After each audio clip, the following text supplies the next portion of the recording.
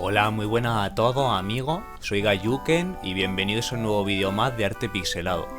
En este nuevo vídeo os traigo un nuevo diseño que he hecho con bits de la marca Hama del videojuego Clonoa Empire of Dreams de Game Boy Advance. Así que dicho todo esto, espero que os guste mucho el vídeo y ante todo muchas gracias por verlo. Mi diseño en concreto lo he podido hacer gracias a Asraisel, ya que él ripeó todos los sprites originales del videojuego y con lo cual le doy crédito y las gracias, ya que sin él no hubiera sido posible mi diseño con bits.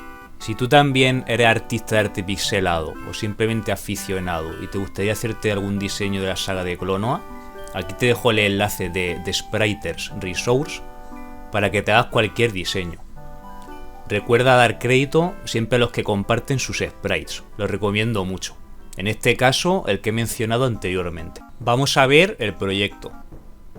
El diseño en sí está compuesto de 6 placas MIDI de 29 x 29 centímetros. Los colores que utilicé para hacer este diseño son los siguientes: el blanco número 1, el negro 18, el amarillo 3, el amarillo pastel 43, el azul 8, el azul claro 9, el azul pastel 46, el gris 17, el gris claro 70, el gris oscuro 71, el marrón claro 21 y el marrón Winnie the Pooh 60.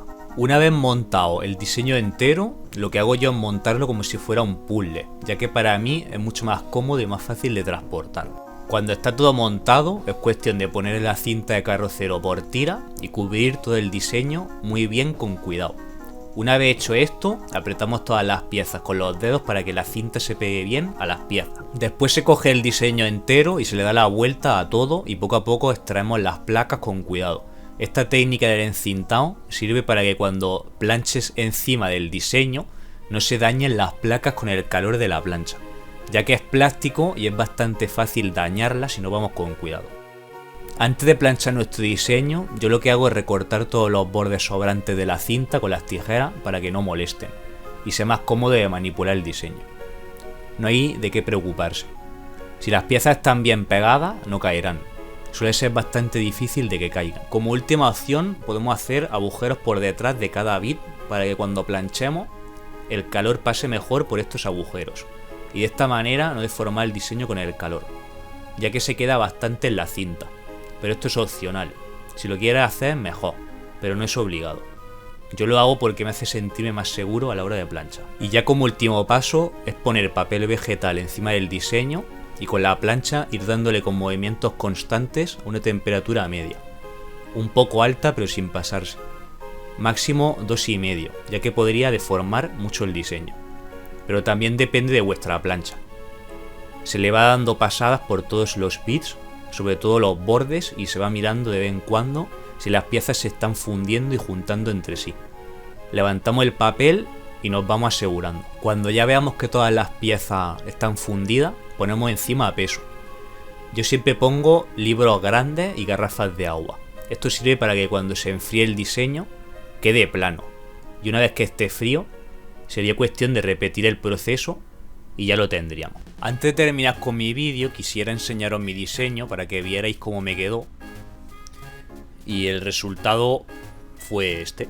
Como podéis ver, ahí sería para este lado. Ahí. Como podéis ver, me quedó muy bien planchado, ya que tuve especial cuidado en que todas las piezas se me fundieran muy bien, ya que con esta marca es muy importante porque las piezas son muy delicadas y hay que intentar que te queden muy bien fundidas por lo mismo, porque si se te cae o cualquier cosa se te podría partir si no está muy bien planchado. Sobre todo en este caso, como sería lo que es el flequillo, hay que tener mucho cuidado de que no caiga al suelo y tal, porque se partiría bastante fácil y eso no molaría, sinceramente. Por mi parte, en este vídeo, esto sería todo lo que quería mostrar. Muchas gracias a todos por haberlo visto, espero que os haya gustado y hasta el próximo vídeo.